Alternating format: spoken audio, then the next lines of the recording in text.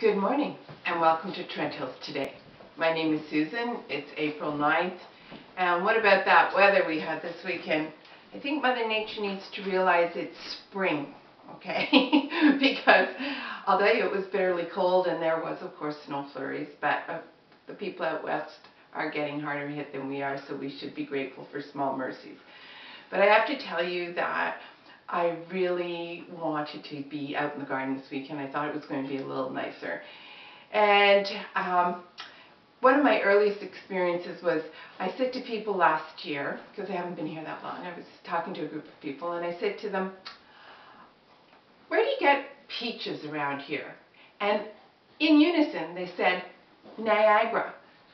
I said to them, Niagara, you go to Niagara to get peaches? And they said, because I was looking for a bushel of peaches, right, to do preserves and stuff. And they said, oh, you could go to Sharp's, and he'll have some in at some point soon. I said, okay. So anyways, thinking back on that and wanting to be out in the garden and having talked to some people about a variety of things last week, I decided that we were going to go out and buy 2 peach trees down in Baltimore. So I now have 2 peach trees. I'm not sure I'm going to get a bushel of peaches, but there you go. And speaking of Sharp's, they won a Business Excellence Award. That was hosted by the Chamber. I mentioned that a while ago. And I think it's interesting because 3 of the businesses that I think are really important to my life won awards. So Sharp's, which is of course a grocery store for those of you who don't live here. Village Paint and Paper, which is the sign you would see is Benjamin Moore, and that's the paint store. And the other one is Antonia's. And I think it's interesting because I've been on the Downtown Revitalization Committee and I'm on the Campbellford Seymour Revitalization Committee. And we spend all this money trying to lure tourists here and one thing and another. And it's interesting that we sort of lose sight of the fact that we should be taking care of the people who have decided to make this home.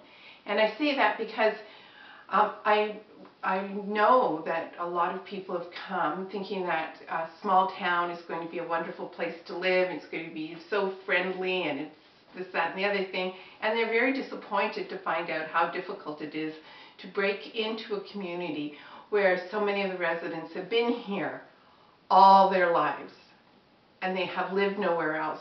So they've never had the experience of having to be a newcomer. They know each other, they went to school with each other, their roots go way back, they know each other's life histories.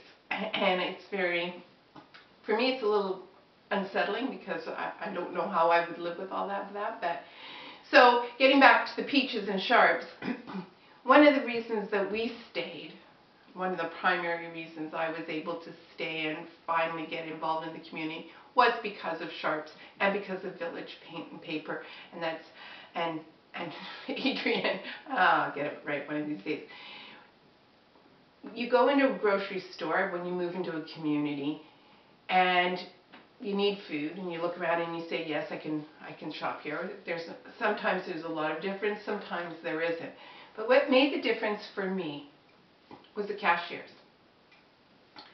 They were the same ladies almost every time I came in. They had a smile, how you doing? Okay, I'm a little chatty, so that may go a little further and maybe other people don't have the same experience. But I go into Sharp's and I have a great time. I yak with all the women around the cash registers. I talk to the gentleman in the dairy counter. I talk to my neighbor Ray who works in the bakery. And I'm never going to belong here. They've made it clear to me. I can't tell you how many times people have told me that. But you know what? It's neat. It's kind of fun. How you doing? What you doing? How's it happening? So it's kind of great. And Adrian has been an angel. As you know, she lends us her studio. But she also, when I came in, as I've said previously, she remembered my name. She helped me out with paints and stuff. It's those tiny little things that can make a huge difference. I've heard of a number of people who've joined the horticultural club, myself included, church choirs, quilting clubs, and people have just not been welcoming. They haven't been. I've had people say to me, I've gone and sat there and not one person has come up to me. And that has happened to me as well. And so, you know, I'm thinking about that because we do spend so much time trying to make our community function, and yet it's the small little details that we miss out on. Find somebody in your organization to come up to a newcomer and say, hi, are you just new here, or is this your first time here? Let me tell you a little bit about it. It's such a small step to making someone from away feel comfortable. And I'll tell you something, I've lived in many places and never have I been told that I'm not from here. But that's another story for another time. And Antonia's, well listen, Antonia's is great. They have good food, you know, Ravi and Davina. They are going to be doing a Currylicious dinner on the 18th and 19th as a fundraiser for the hospital. The proceeds from that are being donated to the hospital. There are still some seats available on the 19th. I did an interview with Ravi last week. If you didn't see it, you can go and look at it and get the details of that.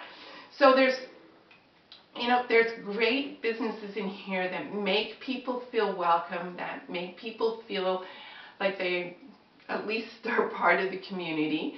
And we need to support them, and they need to be recognized for doing something more than I think people who live here all their lives realize. I mean, customer service is one thing, but making people feel that they can put down, not roots, but maybe put down their furniture and their lives here is really important. And the last Business Excellence Award went to the Sunflower Spa. I haven't been there. I'm always thinking I want to go to the spa and have a massage. As I mentioned, I'm trying out I'm going to be running in the 5K race in May. So I'm training, and I think every part of my body hurts. Not that you need to know that, but I'm telling you, I so need a massage. The weather has been unfortunate, but Timber Ridge, one of my favorite golf courses, is opening this Wednesday. How do I feel about that? Out there in your mittens and your toque, you know, and the ground will still be a bit mushy smushy. I can't make it because I will be interviewing John, who is the executive director of the Campbellford Seymour Foundation, Hospital Foundation, and Baruch, who's the president. They're going to be coming to Probus on Wednesday, April 11th to talk about the hospital and the future of the hospital. Baruch is going to be doing a PowerPoint presentation. I'm going to be interviewing John after that, and then after that we're going to have questions, and we're going to be sharing information with the community so that they know exactly what is going on with the hospital, where they're at, and what they're doing. There are a couple of other things that I wanted to bring to your attention. One of the most important things I think that we need to talk about is that the Erin has put out their President's Update. And one of the most important things that we need to know as a community is up here in the corner. And it says extra, extra. And it says that as of May 4th, the movie show times will be changing to 7 o'clock. And I think that's really important. I know I found a 7:30 start a little bit late, especially in the winter. But this gives an opportunity, if you want, especially when the summer's coming, to get out of the movie theater and maybe go and sit on a patio with some friends and have a drink and talk about the movie. And there's a lot of other things on here. You can go to their website and you can pick this up at Sharps. It seems we're going around in a circle there, but you know what? What goes around, right? And I don't know if you saw this on the front of the community press, as you can see that. That will be the AGM for the Campbellford Foundation. That'll be on the Thursday the 18th. Ooh, geez, that's not good. We've got the fundraiser for the hospital, and then we have this. But it's a small community and there's only so many days in a month, so I guess there will be some overlap. I will be attending that. I enjoyed the presentation last year. Unfortunately, the gentleman who did the presentation did pass away. His name doesn't come to me at the moment, but he was the gentleman who did the movie on the geese. and taking them down south and bringing them back home. And he was responsible for the fish and the fish series in Hastings. And I should probably make more notes, but hey, I didn't think I'd forget, and there I did, I forgot. So other than that, there's not much else that I need to tell you right now. I hope that you can show up to Provost and hear what we have to say about the hospital, not what me, but what the gentlemen have to say. The movies are ongoing at the Erin, so make sure that you mark down in your calendar that they're going to be starting at 7 o'clock. If you are going to the dinner like I am on Wednesday at Antonia's for the fundraiser for the hospital, then you can go to the AGM meeting on Thursday. It's always interesting to go and hear what our money is being used for, how people in the community write their grants and get their money. Last year there were a couple of things. There were, of course, things for Canada 150 that the schools were doing. The Rotary Club was asked for a bit more money to extend or work on their trail. I thought it was really funny that Patrick Muldoon said that Kim from the Rotary Club wrote down precisely how much money they were going to need. I think she even went down to don't quote me on this, would say 41 cents. She didn't round it up. She was very, very precise. So there's lots of things happening in our community. It would be nice if the weather got warmer. That would also help and lift people's spirits. But you know what? There's nothing we can do about that. But we can participate in the community. We can show up and we can support those who do so much for us. And remember the businesses that have been selected for their excellence. You've got Sharps. I don't think anybody has to be reminded to go and buy groceries. You've got Village Paint and Paper. Adrienne has generously shared her studio with us. We've got Ravi and Antonia's, and they're doing a fundraiser, and they're a great restaurant even when they're not doing fundraisers.